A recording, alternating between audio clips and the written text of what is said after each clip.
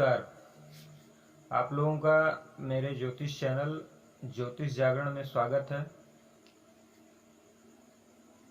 हम लोग पिछले पाठ में नक्षत्र के बारे में पढ़े थे कि मूल की नक्षत्र कौन कौन सी होती हैं। फिर उससे पिछले पाठ में राशियों के बारे में कुछ पढ़े थे कि सौम्य राशियां होती हैं, क्रूर राशियां होती हैं। अब उसके आगे फलित ज्योतिष पाठ संख्या 4 में हम लोग राशियों का अंशात्मक विस्तार के बारे में पढ़ेंगे। मित्रों, हम जानते हैं कि हमने पढ़ा था पिछले पाठों में कि ब्रह्मांड जो है वो 360 डिग्री में अंशात्मक विस्तार लिए फैला है। पूरा उसका फैलाव 360 डिग्री में, अगर उसको नापा जाए तो हम लोग अंशात्मक विस्तार के द्वारा ही नाप सकते हैं उसको। तो ब्रह्मांड 360 डिग्री में पूरा फैला हुआ है।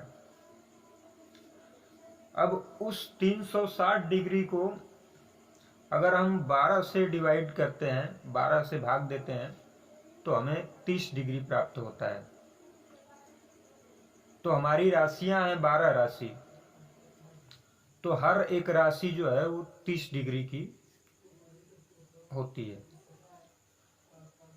तो हम ये समझ सकते हैं कि हर एक राशि जो है वो ब्रह्मांड का एक टुकड़ा है। इसका मतलब कि हम ब्रह्मांड को 12 टुकड़ों में विभक्त कर रहे हैं। वही 12 राशियां होती हैं और सब राशियां जो हैं वो अपने जगह पे फिक्स होती हैं, वो इधर उधर नहीं होती हैं। ग्रह इनमें गोचर करते रहते हैं, राशियां अपने जगह पे स्थिर होती हैं।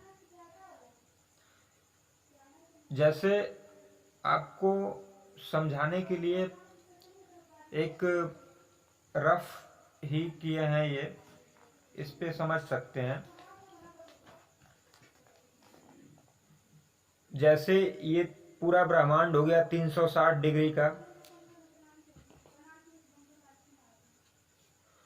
पूरा ब्रह्मांड हो गया 360 डिग्री का। और ये इसमें क्रांति वृत्त है, देख रहे होंगे, जिसमें यहां से 1 राशि, 2 राशि, 3 राशि, 4 राशि, 5 राशि, 6 राशि, 7 राशि, 8 राशि, 9 राशि, 10 राशि, 11 राशि, 12 राशि, ये पूरा राशि चक्र जो है ये फैला हुआ है इसमें। तो ग्रह इसी में गोचर करते रहते हैं, ग्रह अपना चलते रहेंगे। अगर 0 से 30 डिग्री तक ग्रह चले हैं तो इसका मतलब मेष राशि को पार किए हैं। इनका अंशात्मक विस्तार जो है, एक राशि अगर 30 डिग्री की है तो 12 राशि जो है वो 360 डिग्री की हो गई। तो अगर हम देखते हैं तो इनका अंशात्मक विस्तार जो है वो ऐसे है, जैसे आपको हम बोले भी थे कि हमको राशियां जो है वो नंबर वाइज याद रखनी होंगी, नंबर के द्वारा ही राशियां याद करनी होंगी। तो इसमें मेष राशि जो है वो 0 से 30 डिग्री तक है।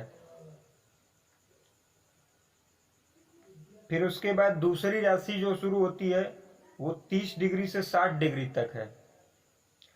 तीसरी राशि मिथुन 60 डिग्री से 90 डिग्री तक। चौथी राशि कर्क, वो 90 डिग्री से 120 डिग्री तक। तो हम लोग जो नक्षत्र के बारे में पढ़ रहे थे तो हम बताए थे कि अगर ब्रह्मांड को हम लोग 3 टुकड़ों में विभक्त करें तो प्रत्येक टुकड़ा जो है वो 120 डिग्री का आएगा। तो 120 डिग्री में 9 नक्षत्र जो है वो गत होती हैं और राशियां जो हैं वो 4 राशि गत होती हैं। एक नक्षत्र जो है वो 13 डिग्री 20 मिनट का होता है और हर नक्षत्र में 4 चरण होते हैं। एक चरण जो है वो 3 डिग्री 20 मिनट का होता है। तो एक राशि में अगर हम देखते हैं तो 2.25 नक्षत्रगत होती हैं। तो 120 डिग्री आते आते 4 राशियां गत हो जा रही हैं। 30 गुणे 4 बराबर 120 आ जाएगा। और 120 डिग्री में 9 नक्षत्रगत होती हैं। ऐसे ही दूसरे टुकड़े में देखेंगे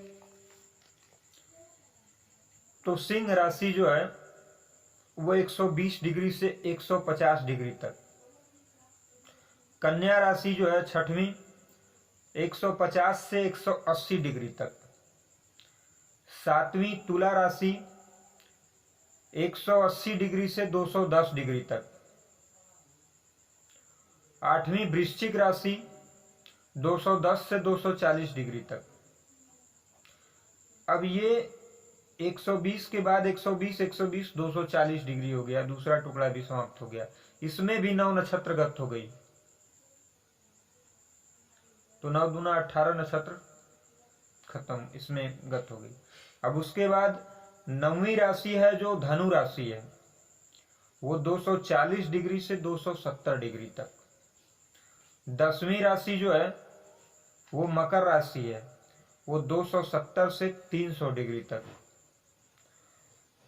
11वीं राशि कुंभ राशि है, वो 300 से 330 डिग्री तक।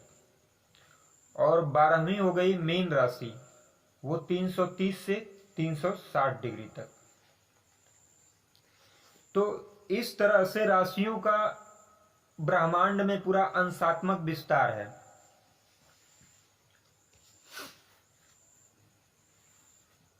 ग्रह जब कोई इस तरह से हम समझ सकते हैं, अगर हम राशियों को अंशात्मक विस्तार के द्वारा जानेंगे तो हम समझ सकते हैं उनका अंश देख के कि कौन सा ग्रह जो है किस राशि में इस समय स्थित है। 0 से 30 डिग्री के बीच में है तो ग्रह मेष राशि में स्थित है। 30 से 60 डिग्री के बीच में है तो ग्रह वृष राशि में स्थित है। 60 से 90 डिग्री में है तो ग्रह मिथुन राशि में स्थित है। इस तरह से हम 12 राशियों के बारे में पता लगा सकते हैं कि ग्रह किस डिग्री में है और किस जगह पे स्थित है। दोस्तों, एक महाभारत काल की एक कहानी है कि पितामह भीष्म जो थे उनको इच्छा मृत्यु का वरदान प्राप्त था। तो जब वो बाणों की सैया पे थे तो वो चाहते तो तुरंत उनका प्राण निकल जाता, लेकिन वो तुरंत जो है अपना प्राण नहीं त्यागे। उन्होंने इंतजार किया, क्योंकि जिस समय वो बाणों की सैया पे थे उन्हें अपार कष्ट था, लेकिन सूर्य उस समय दक्षिणायन थे। तो कहा जाता है कि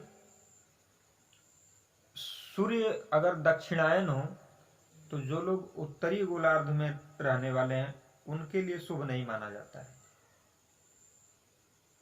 तो हम लोग उत्तरी गोलार्ध में रहते हैं तो हमारे लिए जब सूर्य उत्तरायण होते हैं तभी शुभ माना जाता है।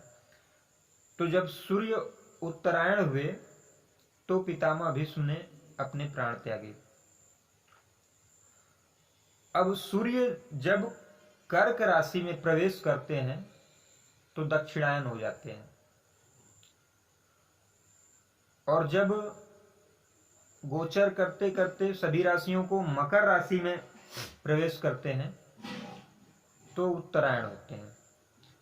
सूर्य जब उत्तरायण होते हैं तो हम लोग एक त्योहार के रूप में इसको मकर संक्रांति मनाते हैं। जब कोई भी ग्रह किसी नई राशि में जाता है तो एक संक्रांति होती है, चाहे मकर संक्रांति कह लीजिए चाहे कुंभ संक्रांति कह लीजिए, लेकिन हमारे यहाँ प्रसिद्ध जो है वो मकर संक्रांति है। सूर्य जब उत्तरायण होते हैं, इसका प्रभाव यही है कि सूर्य जब उत्तरायण होते हैं तो हम लोग एक त्योहार के रूप में मनाते हैं। अब हर जगह जगह हर प्रदेश में अपने हिसाब से कहीं लोहड़ी मनाते हैं इसी को, कहीं पोंगल मनाते हैं, तो हर जगह इसको एक त्योहार के रूप में मनाया जाता है। तो ये कहने का मतलब है कि हम लोगों को हर राशियों को उनके नंबर से याद रखना होगा। और इससे पहले हम बताए भी थे जो कि सौम्य राशि होती हैं, क्रूर राशि होती हैं। तो हर राशियों का एक स्वभाव होता है। जैसे क्रूर राशियां हो गई और सौम्य राशि होगी, नाम से ही पता चल रहा है कि उनका स्वभाव अलग अलग है। तो ग्रह जिस राशि में होता है उसका प्रभाव उसके ऊपर पड़ता है, जातक के ऊपर भी उसका प्रभाव पड़ता है। जातक जिस राशि सौम्य राशि में अगर जन्म लेता है या उसका चंद्रमा सौम्य राशि में होता है तो उसके व्यवहार में अंतर रहता है। अगर वही क्रूर राशि में हो, या उसको पुरुष राशि भी कहते हैं, सौम्य राशि को स्त्री राशि कहते हैं, तो उसमें पुरुषोचित गुण होंगे। अगर किसी जातक का जन्म वो स्त्री ही क्यों ना हो, पुरुष राशि में अगर होता है तो उसके अंदर जो गुण हैं वो पुरुषोचित गुण पाए जाते हैं। और अगर पुरुष ही क्यों ना हो, उसका जन्म जो है स्त्री राशि या सौम्य राशि में होता है तो उसके अंदर स्त्रियोचित गुण पाए जाते हैं। जैसे सुंदर दिखना, अपने आप को सजा संवार के रखना, उसके वाणी में भी अंतर, चाल ढाल में भी कुछ अंतर हो सकता है, ऐसे गुण पाए जाते हैं।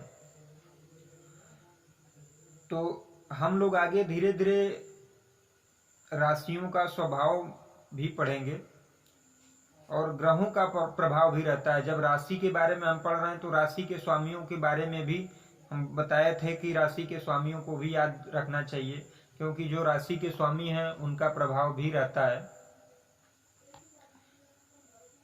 आज के लिए दोस्तों इतना ही पाठ है।